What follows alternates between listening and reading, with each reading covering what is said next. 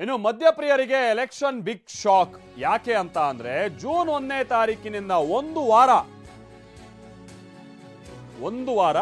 ಎಣ್ಣೆ ಸಿಗಲ್ಲ. ಜೂನ್ 1ನೇ ತಾರೀಕಿನಿಂದ ಜೂನ್ 6ರವರೆಗೂ ಬಾರ್ಗಳು ಬಂದ್ ಆಗಿರುತ್ತೆ. ಲೋಕಸಭೆ ಹಾಗೆ ಪರಿಷತ್ ಚುನಾವಣೆ ಹಿನ್ನೆಲೆಯಲ್ಲಿ ಬಂದ್ ಆಗಿದೆ. ಒಂದು ವಾರ ನೀತಿ ಸಂಹಿತೆ ಇರುತ್ತೆ. ವಿಚಾರ ಅಂತಂದ್ರೆ ಜೂನ್ 3ನೇ ತಾರೀಕು ಪರಿಷತ್ ಚುನಾವಣೆ ಇದೆ, ಅದಕ್ಕೆ ಮತದಾನ ಇದೆ.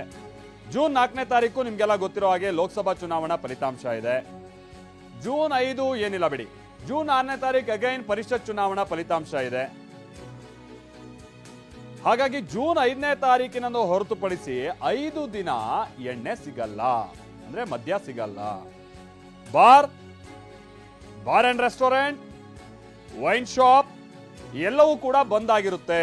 ರೆಸ್ಟೋರೆಂಟ್ಗಳು ತೆರೆದಿದ್ರು ಕೂಡ ಅಲ್ಲಿ ಮದ್ಯದ ಸೇವೆ ಇರೋದಿಲ್ಲ. ಸೊ ಹಾಗಾಗಿ ಡೇಟ್ ಅನ್ನ ನೀವು ನೋಟ್ ಮಾಡ್ಕೊಂಡ್ಬಿಡಿ. ಜೂನ್ 1ನೇ ತಾರೀಕಿನಿಂದ ಮದ್ಯ ಸಿಗಲ್ಲ. 6ನೇ ತಾರೀಕಿನವರೆಗೂ ಕೂಡ ಬಾರ್ಗಳು ಬಂದಾಗಿರುತ್ತೆ. ಬಟ್ 5ನೇ ತಾರೀಕು ಮಧ್ಯದಲ್ಲಿ ಒಂದು ದಿವಸ ಓಪನ್ ಇರುತ್ತೆ ಅಂತ ಕಾಣಿಸುತ್ತೆ. ಅದನ್ನ ಬಿಟ್ರೆ 1, 2, 3, 4ನೇ ತಾರೀಕು ಮದ್ಯ ಸಿಗಲ್ಲ. 5ನೇ ತಾರೀಕು ಒಂದು ಸಿಗಬಹುದು. 6ನೇ ತಾರೀಕು ಅಗೈನ್ ಮದ್ಯ ಸಿಗಲ್ಲ.